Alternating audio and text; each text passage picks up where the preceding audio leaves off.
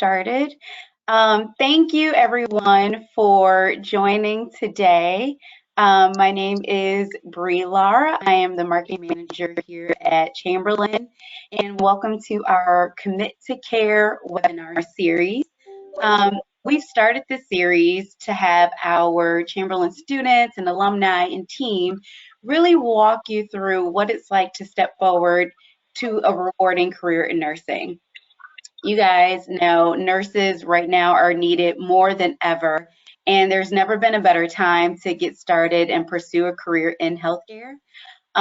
So thank you for joining this webinar. This is like a Zoom format, very informal. So we will, we're all on camera. You do not have to be on camera as our attendees. And if you have a question, please put it into the questions section on the control panel there. And once we get to our Q&A section, I will then read the questions aloud so that our team of panelists can answer them for you. If there's any questions that we don't get to because we run out of time, we will follow up with you guys via email to answer those questions then. And then you always continue to reach out to our admissions and student services team if you have any additional questions after that.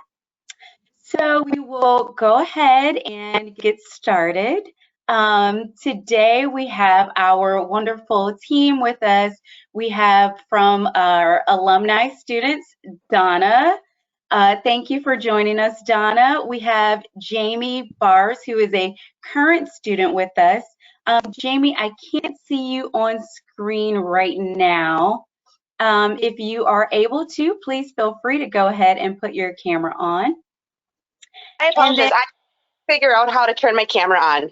Oh, no worries, but we can hear you loud and clear. So as long as you're able to answer questions when it comes around, that's totally fine. And then from admissions and student services, we have Nicole and Renee. Thank you guys both for taking the time out with us today. So we will go ahead and get started. And first we'll start with our panel. I will direct the questions to you guys, and then we'll later open it up to Q&A from our attendees. So first, I'll ask, what made you choose Chamberlain and what motivated you to get your BSN? So Jamie, do you want to take that one first? Sure. Honestly, I chose Chamberlain kind of on a whim through a coworker of mine. She mentioned it to me and said that, you know, it's no better time than now. There was I think it was the admission process was being waived. Or I should say the admission fees were being waived.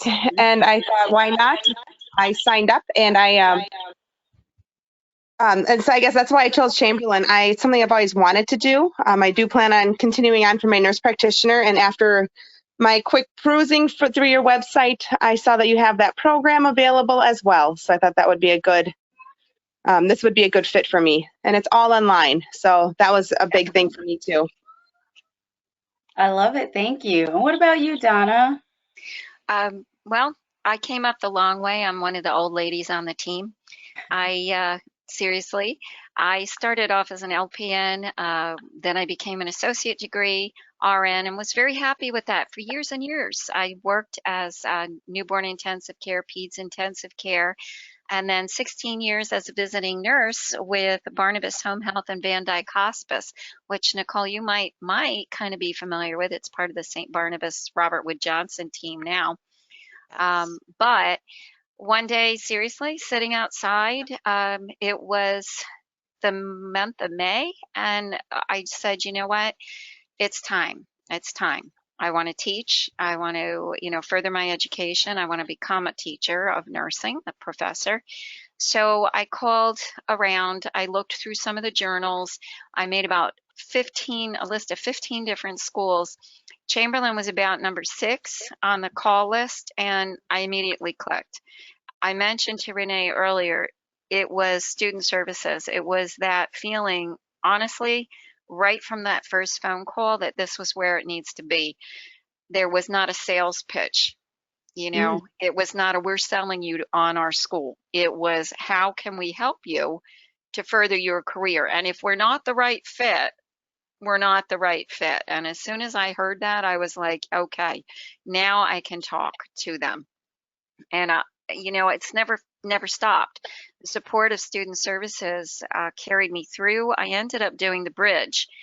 Started off in the RN to BSN, got about 3/4 of the way through, and was approached by student services and mentioned, your GPA and would you consider it? Are you thinking about going for it? And I did.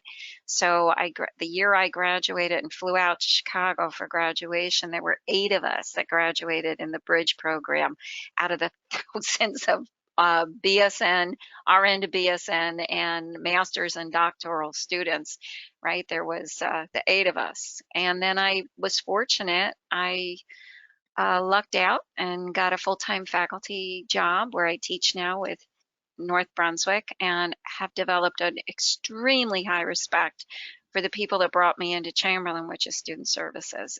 It's really all about the care you feel from the beginning. It's not just a talk. It's really what they live by. And I felt very valued, very understood, and always had my issues resolved. I love that. I absolutely love that from both of you. And it feels like a very much full circle moment, right? You started as a student and then you end up as a faculty member. And it really speaks to, what we say is the Chamberlain Care. And sometimes that's kind of hard to really define or, try to put something to it. So when you're able to have an experience like that and feel like you've been truly supported all the way through, that speaks volumes to our program. So thank you both. And that also goes into my next question of what was the level of support like as you were enrolling with Chamberlain? So you start with our admissions team, and then you move on to student services. Donna, you spoke a lot about that. Jamie, what are some of your thoughts about the support that you receive from the team? And actually, that's kind of also what helped make me stay committed to start going back for my BSN. The process that I was given, or I don't know, my advisor was fantastic with me. I feel like they did a lot of the work for you just to make it easier. Getting all the transcripts, all that stuff. Really, it was nothing I had to do. I just had to kind of wait for the process of all my previous hard work, to come together. And then actually student services, there was a weird transition between my advisor starting up a school and then having the student services. The student services that you guys offer is fantastic. However, it was just going from having your hand held to complete darkness, no one being able to answer your questions, and then realizing now I was supposed to transition over to student services. But every time I contact student services, I either do it virtually online or else I make a phone call, and both times everything is answered in a timely fashion.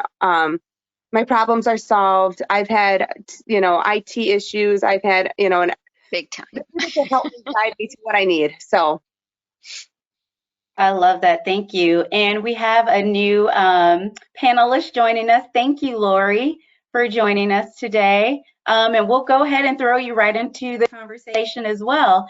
Can you share some of your thoughts on what made you choose Chamberlain? And then also, what was the level of support like when you were enrolling into our program? We can't hear you, Lori. I think you're still on mute. Technology is a wonderful thing.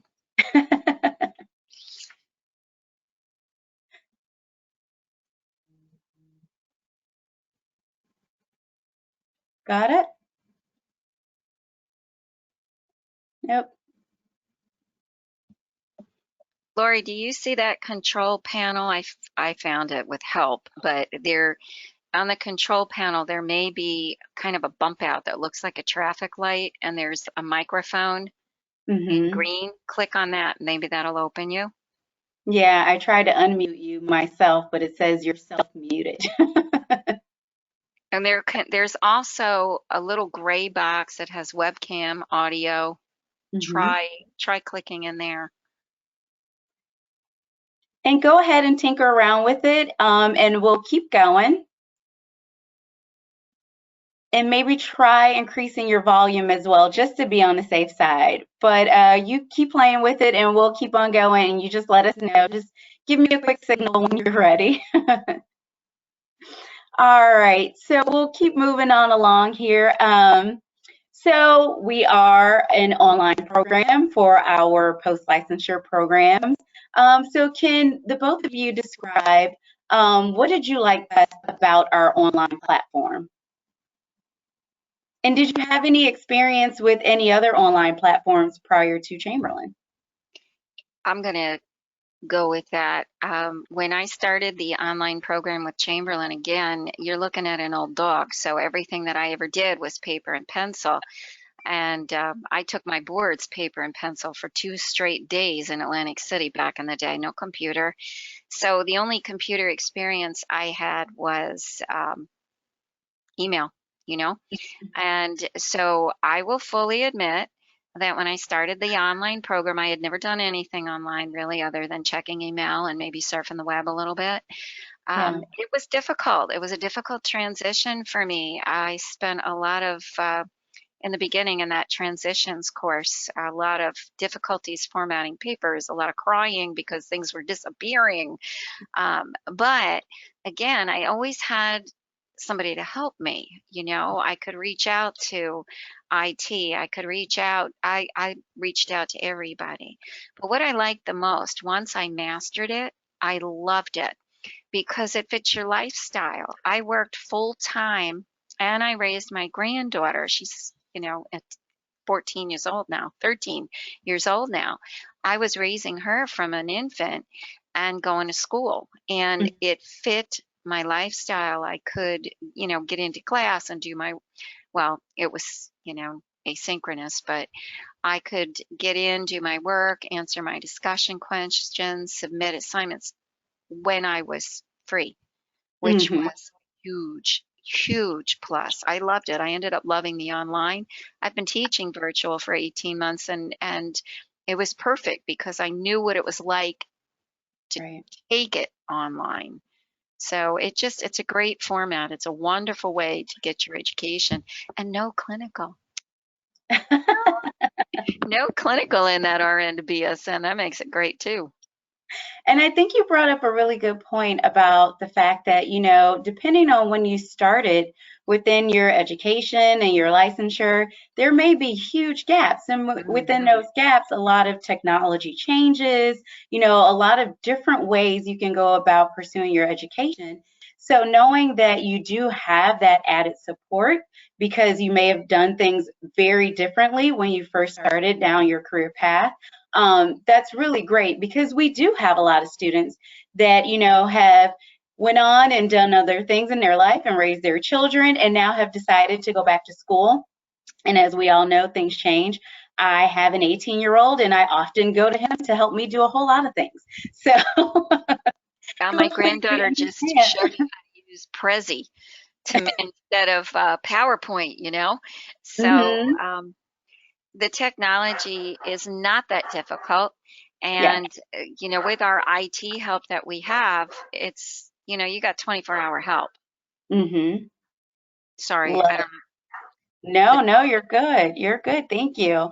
And then Jamie, can we hear you now? Yes. Awesome. So what are some of your thoughts? I graduated from nursing school about 10 years ago with my ADN. The online programs were already out and started with this technical school I went to. So I was familiar with, like a basics. So it didn't take me much to get into the swing of things to get back into school. It's just kind of learning a new system. There's always a learning curve. It takes time. And actually each class, it just takes me about a week or two to kind of get into the swing.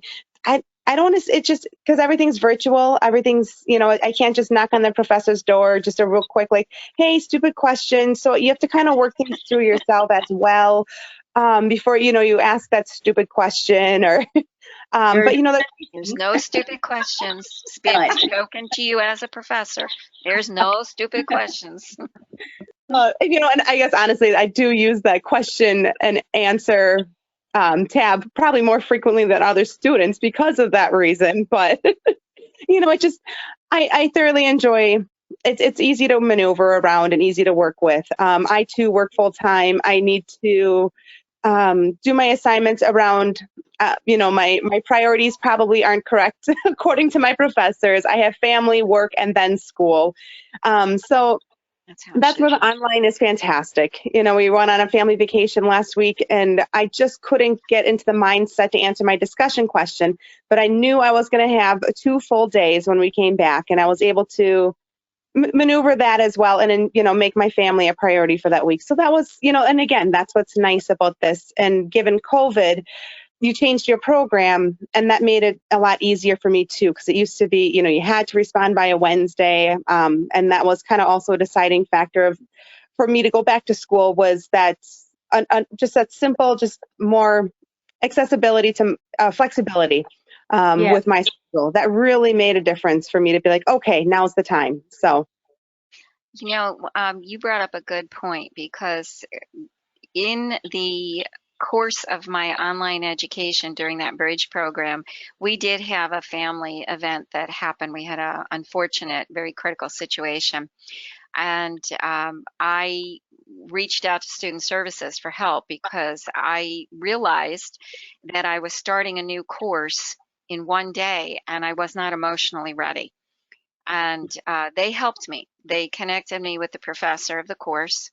And I will tell you, it was micro, but anyway, they connected me with the professor who actually lived in Florida. I'm sorry, it was not micro, it was statistics. Why do I keep thinking micro? It was statistics, which was I did not take in my ADN program because I was afraid of it. But my professor for that course lived in Florida, and he was so fantastic. He actually checked in with me every week. He talked me through, he talked me down off the ledge. I started the course. I had a lot of support. I was able to, get through the course and get through it fairly well, but that was that support, that was that availability that is key. That's key, the availability. Yeah. What are your thoughts, Jamie? I guess I was I've never really had to reach out to a professor for personal reasons or anything like that. Actually, you know what? Honestly, I get that email halfway through the semester. If you need help, I am here for you. And I know it's an auto-generated email, and I've received it for every single class. But I hate to tell you this, it does mean a lot to me, knowing that my professor is available to me. That if something does happen, I can. Like I said, it's auto-generated to everybody, but at the same time, it makes me think. It takes that step back, and it just kind of helps me remember I got this. I do have, I am, and they're available to me if there is an issue. I have yet, like I said, yet to reach out to say, oh my gosh, something came up. I can't meet the deadline, but I know that if it does happen, it's okay. Like I said, in a way, Chamberlain helps me with my priorities of family being first and school not being on top of my priority list. And they're okay with that, and they're accepting of that. It's more like, instead of, the old days, they would say, oh, listen, you're a student and school has to come first and everything else has to come to the bottom. Yeah. What I like with Chamberlain is the understanding that it's not so much they're on top, you're on bottom. It's more like living in balance. It's more like there's going to be days where family's going to come first. You have a sick child, you have a family event. And then there are other times where I've got an exam or I've got a paper due, when school's going to be a little more important. And I like that. I like the fact that it's got that feel to it, that it's more like what's in balance, keeping it in balance. You've got a work deadline that might come first for a little bit, but then, you shift a little bit. It really, I think that online environment and the support helps you to learn to prioritize a little better, helps you to learn to juggle that, find that work life school balance that's so important to us as individuals. Yeah. But I really felt that, that was present during my education with Chamberlain. Great, you guys, that was awesome feedback. So thank you all for that. Want to dive in a little bit to what a new student could expect in the classroom. Like, what is that format like? Can you describe that for them? Are there a bunch of quizzes and exams? Is it homework? We talk a lot about work-life balance, but what should they expect in that classroom setting? I guess going back to school, that's what feared me the most was taking tests. All the studying I was going to have to do, sitting in front of a computer, reading textbooks day in, day out. To get my ADN, I spent so much time in the school library, at home, and it just devoted my life to work and study. This is different. There's only one class so far that I took that had a midterm exam, but at the same time, it's just I'm taking statistics next, and I'm honest. I am petrified. I am nervous, but that's my mom's ready for me. She's ready for my 911 calls to her to say, "Come get the kids. I need to focus on this," or I don't know. But I just feel like this program is just different. I don't mind sitting in front of a computer writing a paper, picking and choosing my times when I have time to write, or if I'm in the mindset versus, I have this exam coming up, I have to cram. I don't know. It's just different. It really is. I can't. I wish I did There's this a sooner. lot of papers, more paper focused, PowerPoint's paper focused, at least when I was back then. No nursing tests, no tests in any of the nursing classes that I, recall at all. Where, on campus it's different, but the virtual RN-BSN that I went through, there were no exams during the nursing courses. The only exams I had were some of the gen eds that I needed to recoup because I had them so long ago. But other than that, again, even the writing of the papers, they give you so many resources that you can use to help you in any of the programs. I mean, I've never seen so many resources, and the writing resource, the writing labs, the Chamberlain Library with everything you wanted to know about APA format and never knew it even existed before. And it's a matter of just kind of developing a time that works for you to be able to devote maybe a couple hours here. This time works the best for me, because what happens, you're going to love it, seriously, and you're going to get on that computer and you're going to say, I'll give it about 45 minutes, an hour tonight. And before you know it, it's like 2.5, 3 hours later, because you're into it. You're answering the discussion questions. You actually, at least I felt like I got to know my fellow students because of the discussion threads and the answers. I also, in my master's program, I did the education track. I was able to be a TA for one of the professors of the master's program. So I had a little feel for the opposite side. And it's very funny because you get to know the people and you have a picture of them in your mind. And it was all asynchronous. So, of course, we never actually met, but there is a camaraderie and you don't think you're going to have it. But, it's there. And like I said, you will lose the time like that. I can believe that. What do you think, Lori? I agree. Sometimes when I have the opportunity to lose the time, I could definitely do that. But sometimes I have children asking me for other things at the same time. I think that the rubrics for the classes and each assignment are very clear. And if you follow the rubric, your grade will reflect that. If you don't look at the rubric or read instructions carefully, it would be very easy to miss points. But all the information is there, and it just needs to be read and followed.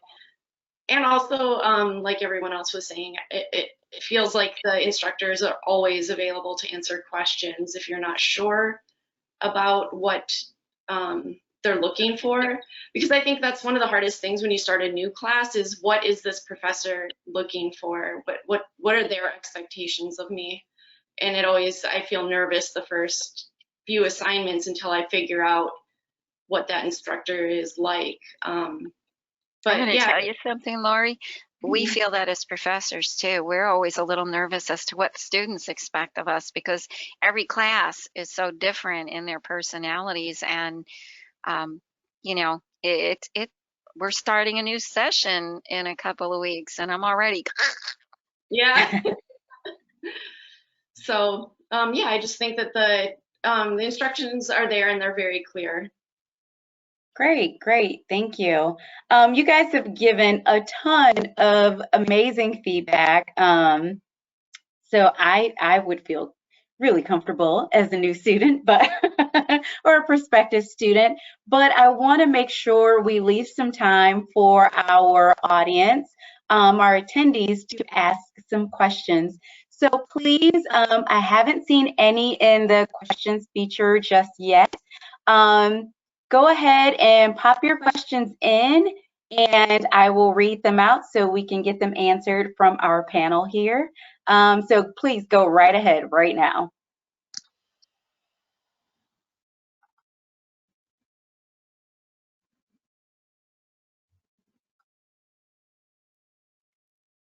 Would I be able to add one thing?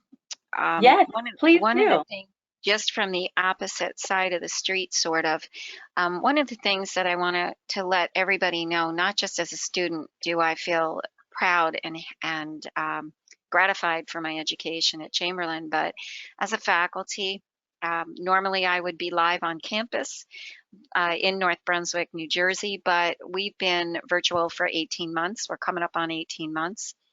And so I've gotten the good experience of being a professor in a virtual environment. And although we are synchronous, I teach live, 4-hour classes live.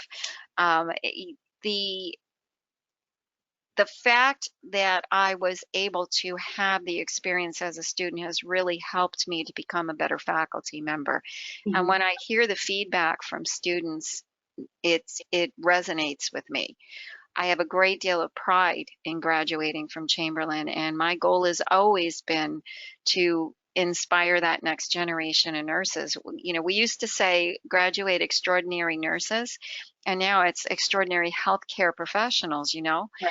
And I don't let anybody leave my classroom unless they're going to carry that pride with them. And I know that that's an important feeling as a student, to know that professors care about you. And I want to say, I know that the team I work with, they do. And my experience was that way as well. Awesome. Thank you, Donna. So we have a question that came in. How many hours a week should I spend on my study? What do you guys? The formula, or you want the reality? I mean, there's always a formula. Right. Yeah, I think it depends on you. I think it depends on you. I always tell my students, you know, I'm never going to be able to sit there. I wish I could, you know, encourage you and inspire you and tell you to get off the internet and stop watching The Real Housewives.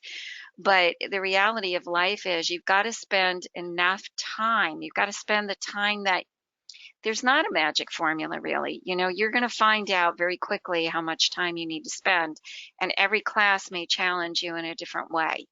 So there's going to be some classes where you're going to need to put in a lot more time than other classes.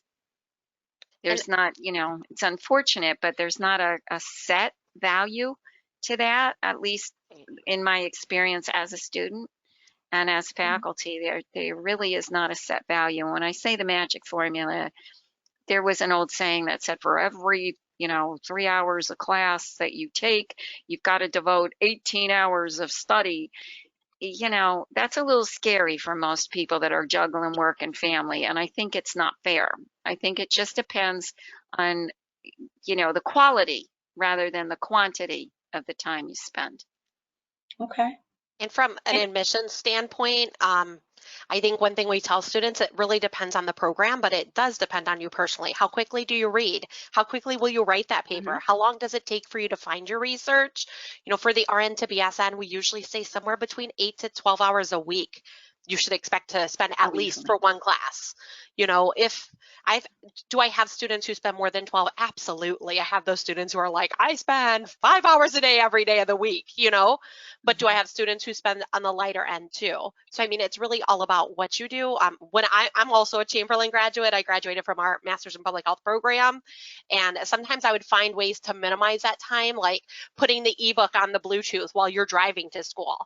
Or to work. So you're listening to it when you're not really sitting in front of the computer. So that way you can focus that time in front of the computer to really do those tasks and not have to do research, or, you know, gathering research and saving those articles and things so that I can go back and read them later. I've got it all gathered. Now I'm sitting down and I'm putting it all together. So I think, you know, it's what you put in is what you get out of it.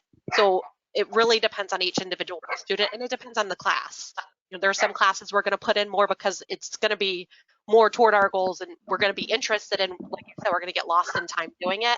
And then there are going to be those classes you're going to do what you need to do to get by, and you know, you'll spend a little bit less time. So that's just my 2 cents on that. Thank you guys. Thank you guys. Next question. I'm not good at writing. How can I get more help? It seems like a lot of the classes are related to a lot of writing or writing papers. Do you guys have any recommendations on how they can get more assistance with writing? Lori, Jamie? Yeah. Well, I would say that I was very rusty on writing papers, but we write so many papers that the papers now are not the problem. It's the research that takes such a long time, finding all the resources and reading everything and making sure I have all of the information that I need to validate the point that I'm trying to make. But if you need help writing, there are online resources. When I'm finished writing a paper, I always put it into Grammarly and just check the grammar and the spelling and the structure, because it will tell you if you have a sentence fragment or if you missed a comma or whatever, that sort of thing.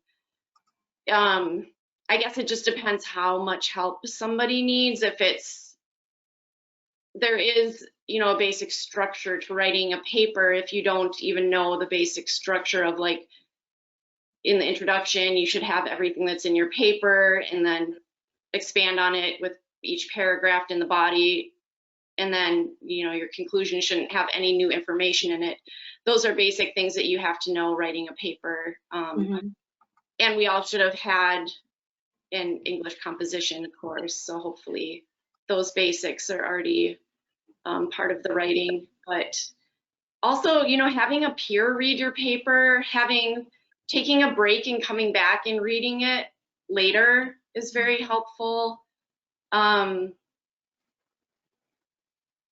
guess just creating a team of people. I have friends that are writers. I have, you know, friends that have strengths in different areas than I do, so I can always send information to them and say, hey, can you check this out for me? I'm not sure if this sounds right. One of the best resources is the Chamberlain library system itself. It's one of the largest repositories of researched articles ever, and it's free. And it even has access to Google Scholar. And many people will try Google Scholar and you'll get your abstract, but then you have to buy the article. But through the Chamberlain library system, I mean, it's got hundreds of thousands. We teach our early program students how to do a search, and we'll just take a generic topic and there'll be like 14 million hits for articles. And then we have to narrow. But in the library, there's also writing resources. There's also APA resources. There's paper templates you can follow. So one of the biggest helps for me coming into that program in the time that I did was learning how to write a paper without footnotes. I don't know if you guys are old enough to remember footnotes. well before APA and any of the MLA and all that other stuff. So, yeah, my first paper in transition was quite scary. But again, you find those resources and thankfully, thankfully you get through. And Got it. also in our tutoring center, there is an area where you can submit a paper for review. Yep. It's the So one I in the think it's writing a 12 to resources. 24-hour turnaround, but you can get your paper proofed and 48. given back. I think Okay. it's The 48 resources hours. we have said, yeah, 12 to 24, but it may have Yeah. changed. So they can proof it and get it back to you so you can make those corrections before you submit it as well. And Grammarly is available through the libraries, the resources as well. Purdue OWL is one of the other real good resources that is Chamberlain approved to help out with any of the fine points of learning how to write a paper without getting snagged for plagiarism, because we don't know when we're new, right? We don't know. But so many resources. And as in admissions, if you're in the RN to BSN program, we're starting with that transitions. I know, Donna, you mentioned that I teach it. transitions. We're easing you into it. We're not expecting you to write a paper day one of class. Your first paper is actually not due till week 6. But what I You found when guys I was get a an extra student, week on campus. Our transition's week 5. okay, what I found when I was a student, those discussions help improve your writing as well. You're reading what your peers are writing. You're like, oh, that sounds good. And you learn that verbiage. You learn how to say things differently as time goes on. So when you graduate, if you look at that first paper you turned in and the last paper, they're going to look very different. So, you shouldn't expect to come in and be a scholarly writer right away. It's going to help you develop, and you're going to get that feedback from your instructors too. That'll, help you improve along the way. One thing with Chamberlain too is they have they give you your assignment, but they give you a virtual walkthrough of what they expect on their papers always. Like I said, you can't be knocking on your professor's door, hey, real quick here. But I feel like a lot of those, if you just read the modules and the points, almost all your questions will be answered there. And when you open up your paper, I would say over even 70, probably even 80% of them have more than a rubric. It's more like a guideline of what they expect with each. You read the guidelines and then you compare it to the rubric. I mean, with all that, there's no reason you can't be successful. So you just really have to use your modules, read every word, and they really help you. We have a saying. That's good, Jamie. I That's have a good. saying is that you should always stay in the left lane of the rubric, because that left lane of the rubric is exactly what you need to get that A paper. Actually, what I say is, and I hope nobody's from Philadelphia, I always say drive like a Philly driver and stay in the left lane all the time. That's the way they're taught, because apparently driving in the right lane are exit lanes, and that's a lot of accidents. So stay in the left lane like a Philadelphia driver and you will never go wrong. But it's true, the rubric and the guidelines, when I write my papers, I have them both in front of me. And when I'm writing that paper, I go right down the list. My introduction, does it have all those key points? The body of the paper, the conclusion, am I covering every salient point that assignment is looking for? And I think that's important. And yeah, they do. The rubrics and the guidelines for the assignments are pretty clear. Nice, thank you guys. Last question here. Which would you recommend is better for study? Physical paper books or ebooks? Oh, I'm an old-fashioned girl. I can show you, but then I'd have to, show you my mess under my desk. I'm a hard book. I'm a hard book. I like that feeling of the book. I like to be able to flip it rather than scroll through. But I'll tell you what, I find in my classes that I teach, it's kind of a 50-50 deal. Depends again, I think, on how comfortable. I read on a Kindle, but I like the feeling of a textbook. That being said, they are pricey, and that's another issue. But I use both, but I think it's your personal preference. What are you most comfortable with? What have you been using in your past life? Mhm. But I Is kind of there a like, large difference in price point between an ebook and a physical textbook? oh yeah. Yeah. I'm Not going a to fan. show you something. You see this book? That's a textbook. This is a fundamentals textbook because I teach in the baccalaureate program. That book is extremely expensive. They get it in their syllabus. It's an Mhm. ebook. Okay. If you buy the ebook, you get references, resources that go with it, and you have the opportunity to purchase the hardcover book. Um, I Yeah. have bins full of books from Chamberlain. Yeah. And then you can always too as well, if your course has an ebook, you can Mhm. always get it what is called e-print. And so Yes, it's not exactly the full price of the hard copy book. it's like a soft cover book, right? They Really, used to yes. call it the And publisher's version or desk version. right, Yep, right, Mhm. I yeah. have those And too.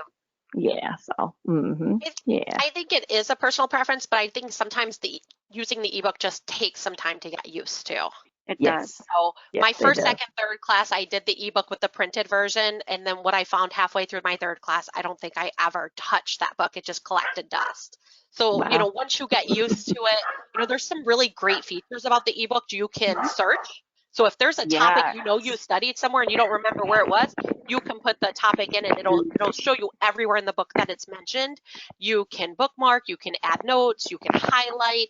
You have that read back function where you can listen to it be read aloud to you. So there are great features about the ebook. It really comes down to that personal preference and just getting comfortable with it. If it's your first ebook, Yep. it may feel weird and it may be, harder to read, and you may have to adjust the text if you get older and get bifocals and things like that. Hey, No, I am too. Bifocals. So I just got mine. So I have to One of the say, great, one of the ebooks, a couple of the ebooks also have embedded videos in them or embedded learning that you don't get in a hardcover book. So, that's another nice feature in the ebooks. also carrying around a computer with 5 ebooks on it is a lot lighter than carrying around 5 books.